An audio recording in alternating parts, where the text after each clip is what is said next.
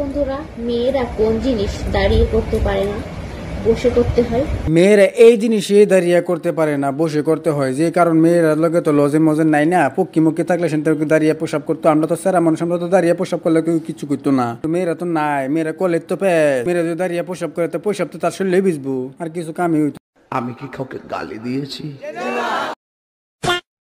বলছি কারেন্ট, আমার সঙ্গে তো কি শত্রুতা? কারেন্ট? ভাবির সাথে তোমার কিসের শত্রুতা? ভাবি তোমায় কোন জায়গায় বাস দিয়েছে? ভাবি তোমাকে বাস দিয়েছে না তুমি ভাবিকে বাস দিয়েছো? তো ভালো করে বলো তো। মানে এটা কোনো কথা? এটা কিন্তু কথা না, কারণ এটা আমার মুখের কথা না, এটা বাবির মুখের কথা। তোমরা অল্প শুনে নাও, তারপরে আমাকে বলবা। বল না, আমি তোর কোথায় বাস দিয়েছি? যাই হোক ভাবি, কারেন্টে তুমি বাস দিছো, যদি কারেন্টে তোমার বাস দিত তো দুনিয়া তুমি থাকলা নইলে, বুঝছো? তোমার দুনিয়া কি বাসায় ওরা করবে নইলে, যে কারেন্টে তোমার বাস দিত।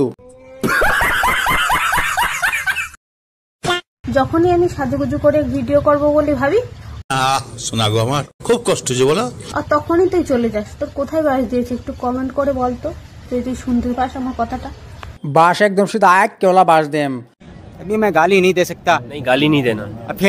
फैमिली देखती है, वरना मैं ऐसे गाली दूं, ऐसे गाली दूं ना, जिंदगी भर याद रखें ये बड़े। যেটা কারেন্টে কি দিব আমরা দেম একদম বালা করে এক কেওলা, যেটা রগ গিয়া লাগ গিয়া একদম রক্ত বাড়িয়ে আইবো।